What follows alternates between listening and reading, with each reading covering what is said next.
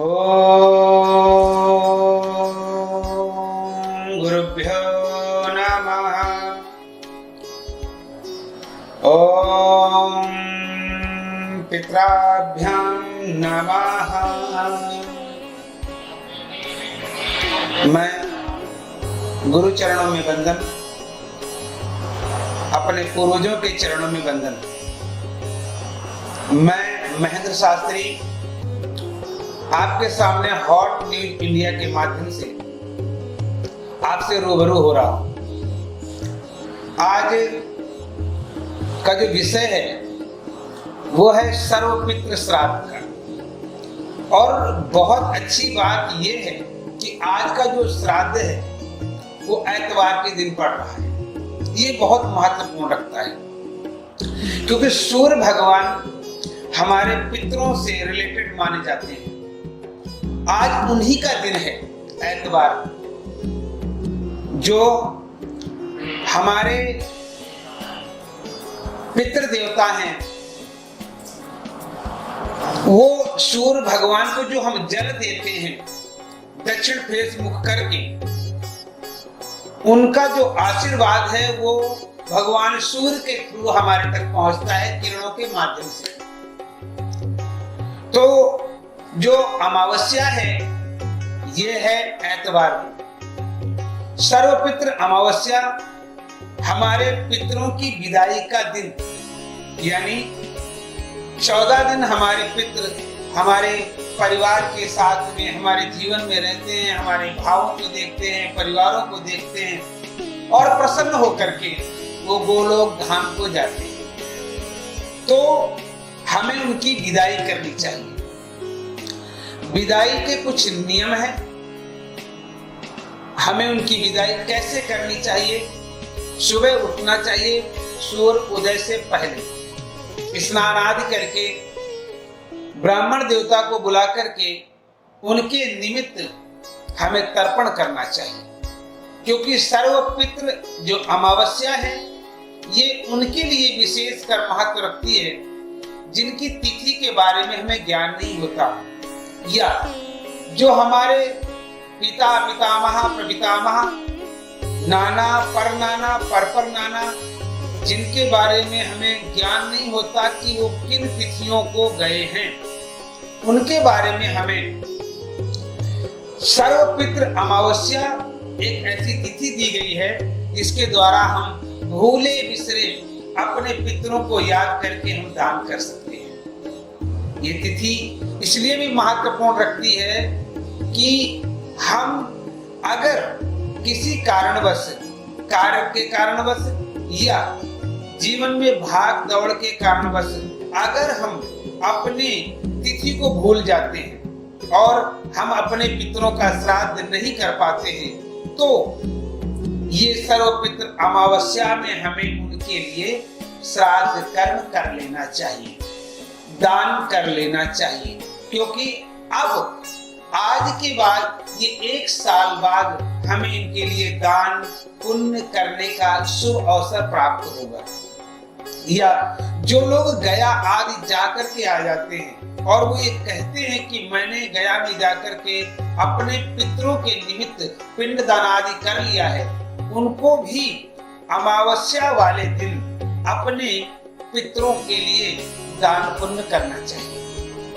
मित्रों, सुबह उठ करके स्नान आदि करके भगवान सूर्य को जल दे करके अपने पितरों का ध्यान करते हुए घर में ब्राह्मण देवता को बुला करके श्राद्ध कर्म करवाना चाहिए।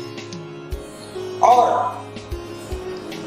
श्राद्ध कर्म जब हम सर्वपितृ अमावस्या वाले दिन कर लेते हैं तो हमारे पितृ प्रसन्न हो जाते हैं और वो हमें धन पुत्र पौत्र की प्राप्ति करवाते हैं।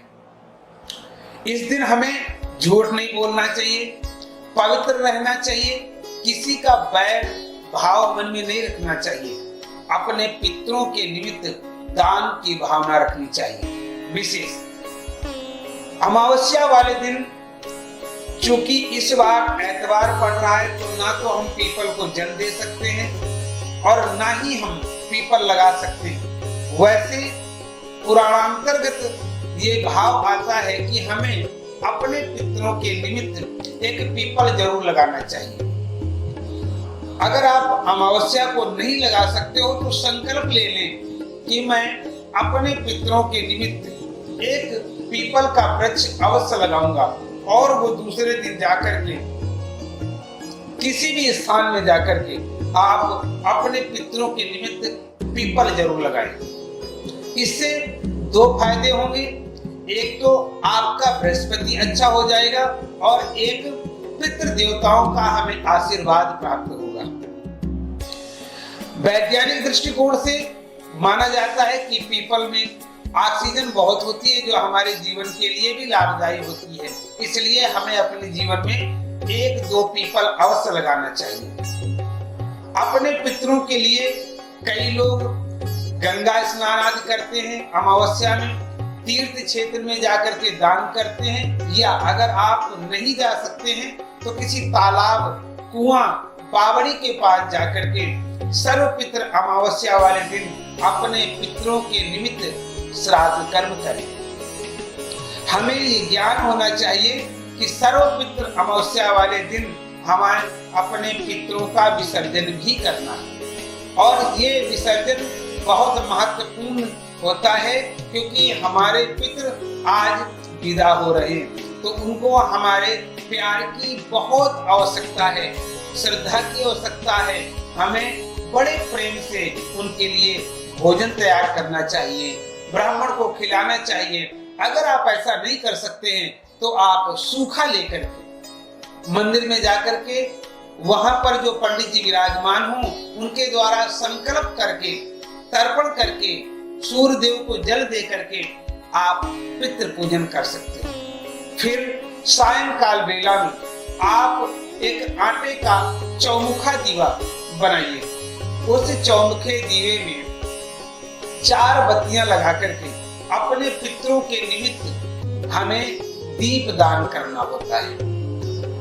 एक पूड़ी के ऊपर हमें अपने उस दीवे को रखना चाहिए और दीवे को मुख्य द्वार के साइड पे रख करके, यानी कि जिसका किनारा साउथ फेस बनता हो, दक्षिण फेस बनता हो, या आप ऐसा भी कर सकते हैं कि एक बत्ती का भी दिया बना सकते हैं जो पीपल के पास जाकर के, पीपल के नीचे जाकर के दक्षिण फेस को मुख करके, जोत का दक्षिण फेस की तरफ मुख करके आप दीवा जला सकते हैं। ये दिया हम अपने श्राद्ध पितृ पक्ष में अपने पितरों के निमित्त जलाते हैं ताकि पितृ इस रोशनी के माध्यम से गोलोक धाम को जाएं और उनकी विदाई करते हैं। हाथ में जल लेकर के, दिया जलाने के बाद हाथ में जल लेकर के अपने संकल्प के माध्यम से गोत्र का नाम लेना है, अपना नाम लेना है, अपने परिवार का नाम लेना है और अपने पितरों से ये प्रार्थना करनी है कि हे मेरे बुजुर्गों, हे मेरे पूर्वजों, हे मेरे जठेरों, अगर इस साल के वर्ष में हमारे द्वारा, हमारे परिवार के द्वारा या इन 15 दिन के श्राद्ध के दिनों में हमारे द्वारा अगर कोई गलती हुई हो तो आप हमें क्षमा करें। पितृ बड़े दयालु होते हैं। पितृ हमारी केवल प्रार्थना के द्वारा भी प्रसन्न हो जाते हैं। अगर हम किसी कारणवश दान भी नहीं कर पाते तो श्राद्ध पक्ष में अमावस्या वाले दिन, कौन सी अमावस्या? ये जो श्राद्ध पक्ष की अमावस्या है, सर्वपितृ श्राद्ध अमावस्या। सर्वपितृ का अर्थ है सभी पितरों के लिए जो अमावस्या बनाई गई है, इस दिन हमें अपने पूर्वजों के लिए दान करना चाहिए। प्रायः ऐसा होता था पूर्व काल में कि लोग नदी के किनारे जाकर के वहां पर बैठ करके बहते हुए पानी में या किसी तीर्थ स्थान में जाकर के अपने पितरों के निमित्त दान पुण्य करते हैं। अब सवाल ये आता है कि ऐसा क्यों? बंधुओं, जो हम पूजन पाठ अपने घर में करते हैं उसका हमें अगर 100 गुना फल प्राप्त होता है तो मंदिर में जाकर के उसी कार्य को करने से हमें 1000 गुना फल प्राप्त होता है। और अगर वही कार्य हम किसी तीर्थ में, किसी पवित्र स्थान में, गंगा सागर में, हरिद्वार में अवंतिका, काशी, कांची यानी जितने भी तीर्थ है, सप्तपुरियां हैं या समुद्र के किनारे बैठ करके हम अपने पितरों के निमित्त दान, पूजन और श्राद्ध कर्म करते हैं तो पितृ हमारे और प्रसन्न होते हैं, 1,00,000 गुना फल हमें प्राप्त होता है। तो पवित्र भाव से शुद्ध होकर के किसी के लिए मन में कोई भी बैर विरोध नहीं रखना है, सिर्फ अपने पितरों का सुमिरन करना है कि हमारे दादा ने जो हमें बचपन में प्यार दिया कितना अच्छा लगता था, फिर हमारे पिता ने हमारे जीवन में कितने उपकार किए, कितना आनंद आता था। उन उपकारों को याद करके हमें अपने पितरों का सुमिरन करना चाहिए, उनकी बातों को दोहराना चाहिए कि हमारे दादाजी ऐसे थे, हमारे पिताजी ऐसे थे, हमारी माताजी ऐसी थी, उनका स्वभाव ऐसा था। इन सारी बातों को वो सुनते हैं और उनको बड़ी प्रसन्नता होती है कि आज भी हमारा दिया हुआ प्यार इसने हमारे बच्चों को याद है। बंधुओं, ये सर्व पितृ श्राद्ध जो अमावस्या है अब साल में आएगी, 1 साल बाद ये 15 दिन के श्राद्ध पक्ष आएंगे। अब की बार 10 तारीख से लेकर के ये 26 तारीख तक श्राद्ध चले हैं और इन श्राद्ध में हमने अपने पितरों के निमित्त दान पुण्य किया है। आप यकीन मानिए, आपने जो भी दान किया है वो कभी भी अन्यथा नहीं जाएगा, क्योंकि पितरों के लिए किया गया दान करोड़ों गुना हमें फल देता है। वो पितृ जिन्होंने हमें अपना सब कुछ सर्वस्व दे दिया, उनके लिए जब हम दान करते हैं तो वो सभी प्रकार से हमारी रक्षा करते हैं, कुल की रक्षा करते हैं, परिवार की रक्षा करते हैं और ऐश्वर्य की रक्षा करते हैं। बंधुओं, हमारा आपसे यही निवेदन है कि हम अपने पितरों के निमित्त सभी प्रकार से मन, तन और धन के द्वारा उनका पूजन करें और उनका आशीर्वाद हमें प्राप्त हो। हमें सूर्य को रोज जल देना चाहिए। ऐतवार का दिन है, इस दिन हमें गायत्री का जाप भी करना चाहिए। आज हमारे पितृ विसर्जित होंगे, उनके लिए दक्षिण मुख करके उनके लिए जल देना चाहिए, दीप दान करना चाहिए और उनके लिए हमें गायत्री मंत्र का पाठ भी करना चाहिए। बंधुओं, ये पिता, पितामह, प्रपितामह ये वो हमें आशीर्वाद देते हैं जो हमें पूजन पाठ के द्वारा भी नहीं प्राप्त होता है, वो आशीर्वाद हमें इनके द्वारा प्राप्त होता है। हमारा आप सबसे यही निवेदन है कि आप सभी श्रद्धा और भक्ति के साथ अपने पितरों का पूजन करें, पवित्र हृदय से करें और पवित्र मन के द्वारा करें। विश्वास रखिए, वो दे करके जाएंगे पितर आपको जो आपने कभी जीवन में कल्पना नहीं की होगी। लेकिन इसके लिए श्राद्ध का मतलब ही है श्रद्धा। श्रद्धा के द्वारा अपने पितरों को हम याद करें, उनके लिए दान करें, उनके लिए हम शुभ कर्म करें। हम जब अपने पितरों के लिए मन में संकल्प करते हैं, जैसे कल हमने दान करना है और आज हमने संकल्प किया कि हम अपने दादा के लिए, अपने पिता के लिए, अपनी दादी के लिए, अपनी परदादी के लिए, अपनी माताजी के लिए कल हम दान करेंगे।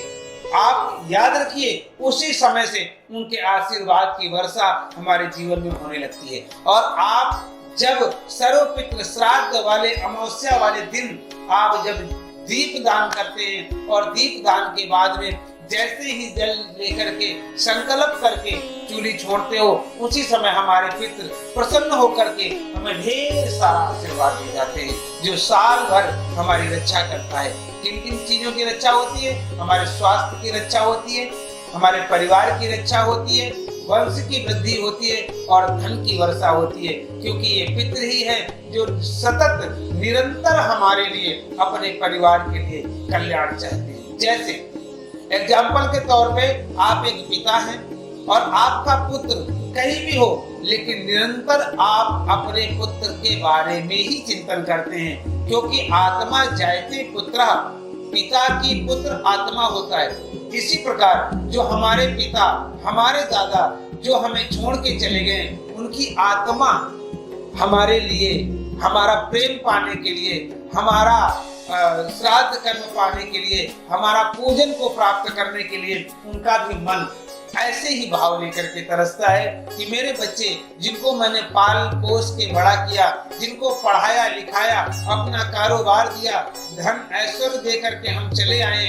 आज वो हमें याद कर रहे हैं। और जब हम ऐसा करते हैं तो हमारे पितृ प्रसन्न हो जाते हैं। कहने का तात्पर्य ये विशेष महत्व रखता है सर्व पितृ श्राद्ध।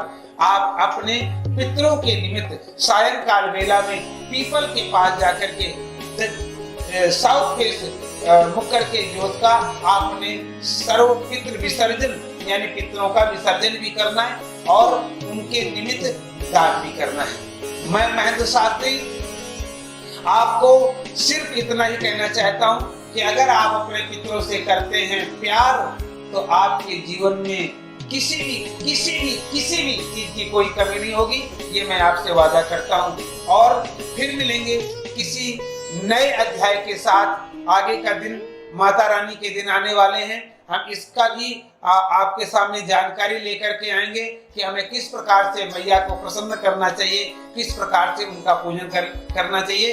तब तक के लिए नमस्कार।